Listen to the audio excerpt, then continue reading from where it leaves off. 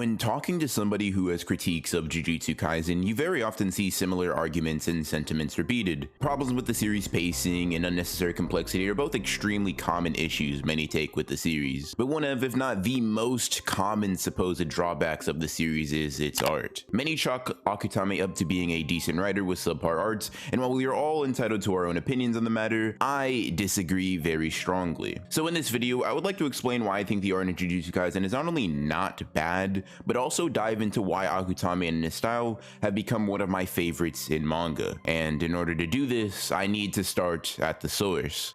Why do people not like Jujutsu Kaisen's manga art?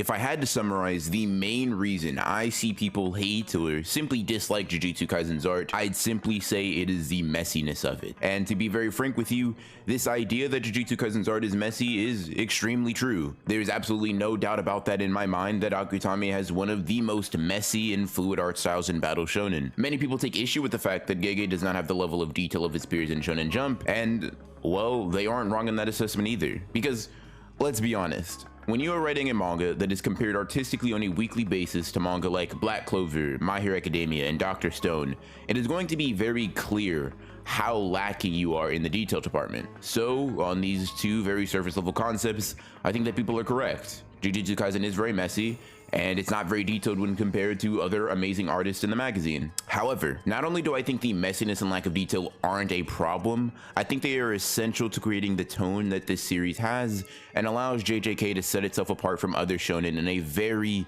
interesting way. On top of that, I think this messiness makes Jujutsu Kaisen perceivably unique and expressive and allows for some of the most visually exciting fights that modern shonen has to offer, if not shonen in general. In contrast to this, manga like My Hero Academia have fights that are usually exciting because of the emotional investment in dialogue rather than the actual visual spectacle of the fight. Obviously, My Hero can be visually engaging when it comes to its fights.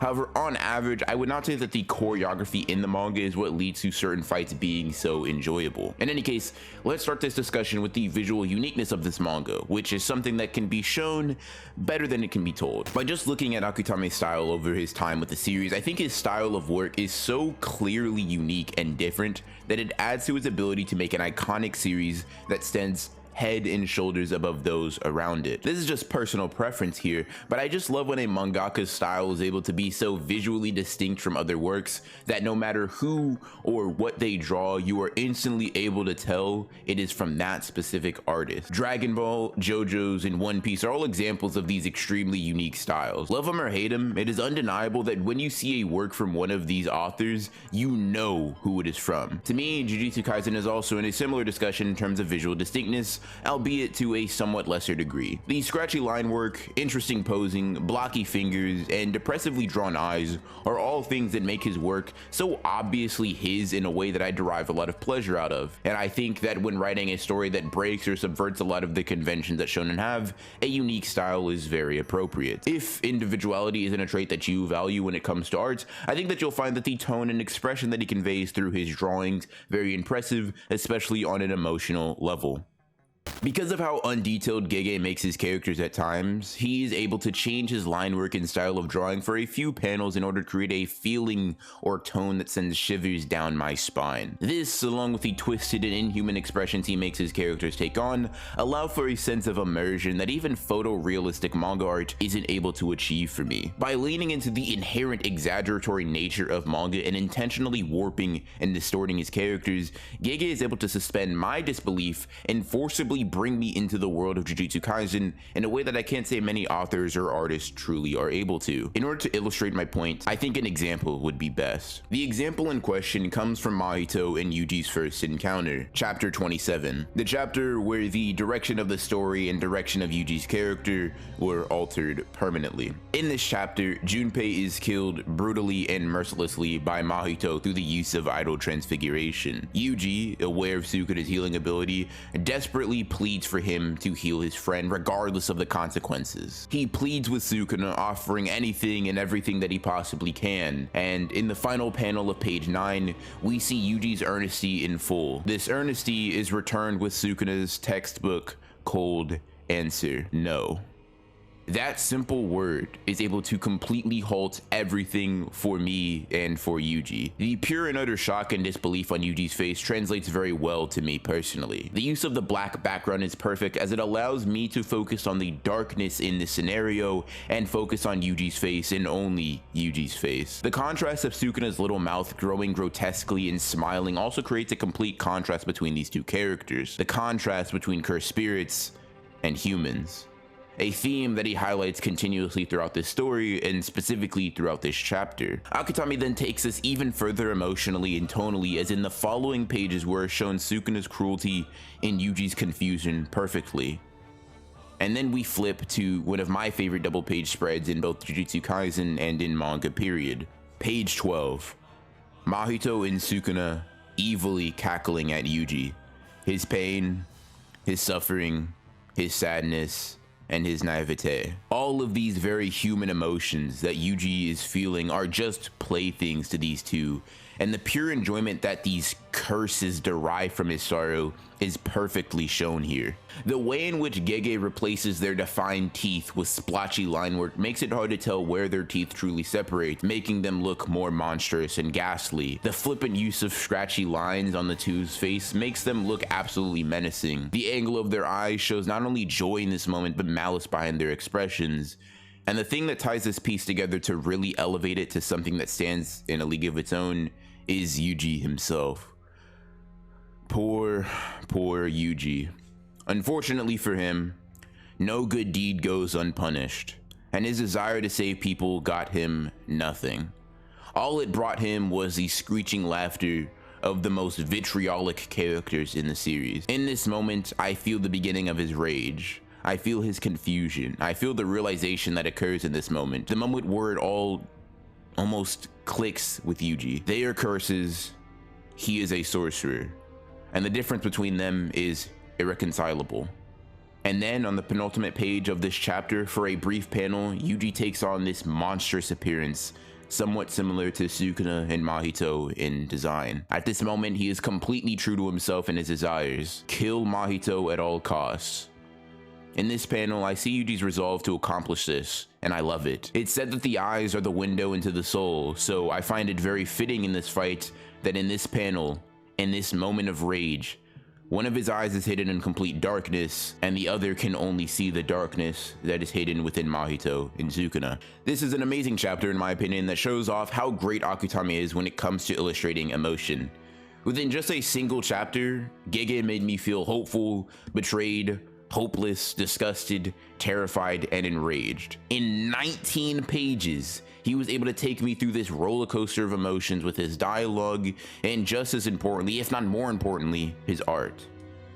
This manipulation of his drawings to create certain tones and emotion is something that he does all the time in his series. And when he pushes this ability to its extreme, we get some of the best moments in the story of JJK, like Yuji's I am you speech, a monologue that I honestly think has to go down in the books as one of the rawest and greatest lines from any protagonist in any series. To me, being able to do this is not an easy feat, and it's not a feat that any mediocre artist could perform. To be able to do this at all is impressive, but when you realize that he puts out this level of quality on a damn near weekly basis, it just becomes even more insane. Some mangaka work on a schedule that is much more forgiving, but aren't able to do half of what Akutami does for me emotionally with his art. And the crazy thing is, this isn't even the strongest aspect of his artistic ability. What truly sets him apart from the rest is the insane fluidity and dynamic movement that his style allows for. In fact, he is so great at this that I wouldn't even hesitate to put him in my top 10 artists when it comes to depicting action in manga. And in fact, while I am recording this, I think even putting him within my top 5 of all time would not be a stretch or reach in the slightest. Todo and Yuji versus Hanami, Yuji and Nobara versus Eso and Kejizu, Toji versus Gojo, Yuji versus Grasshopper Curse, Toji versus Dagon, Megami versus Toji, Yuji versus Mahito, Yuji versus Yuta, and several other fights in the series work as examples for why I think Akutami is one of the best to ever touch a pen in the context of writing and illustrating tense, beautiful, and ferocious fights. But one example that I think stands above the rest for both myself and the rest of the community is Yuji versus Choso.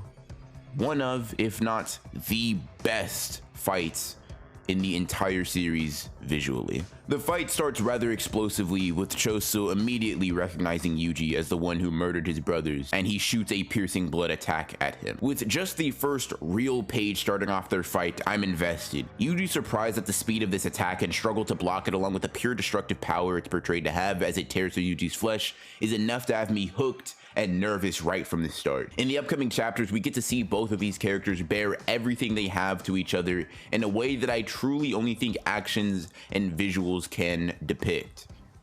Characterization through action. Akutami is a master at this. By showing us a character's mental state, their demeanor, their skill, and mannerisms through combat, we are able to keep the breakneck speed pacing going seamlessly without losing any information or important concepts that we need to know going through this fight. Yuji's ability to put himself in danger without fear and confidence in his speed and strength are not spoken on, but shown as he seemingly lets his guard down against Choso's piercing blood in an attempt to get close, but gets hit by Supernova just before reaching him. His toughness is further reinforced as he is shown to be able to throw a strong kick directly after being stabbed in the foot by Choso, and then does this martial arts like move that I can only describe as fucking badass.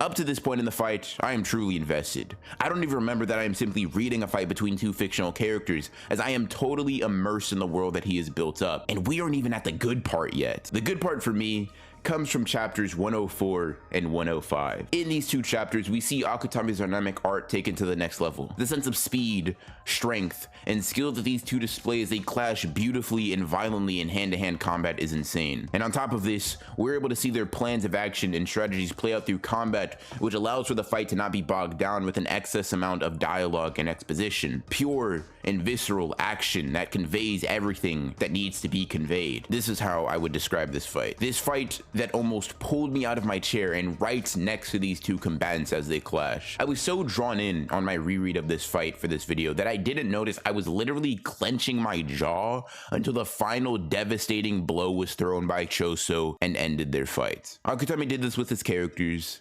with his dialogue, but most importantly, he did this with his art.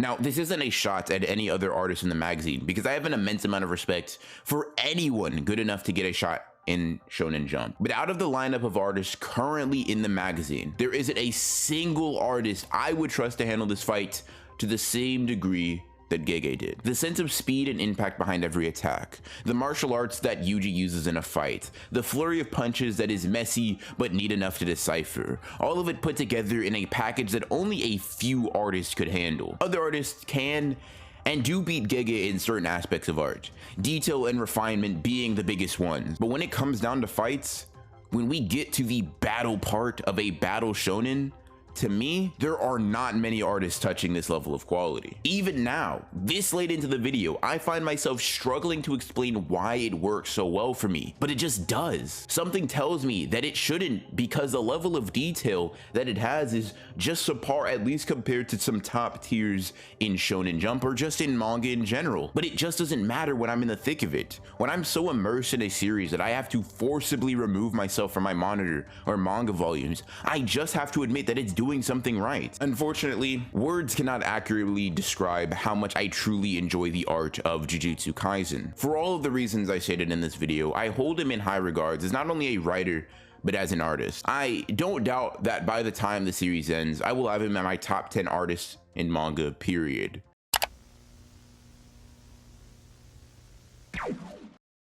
I don't expect this video to change very many people's opinion on his art. In fact, I didn't even make it for that purpose. That simply isn't how art works.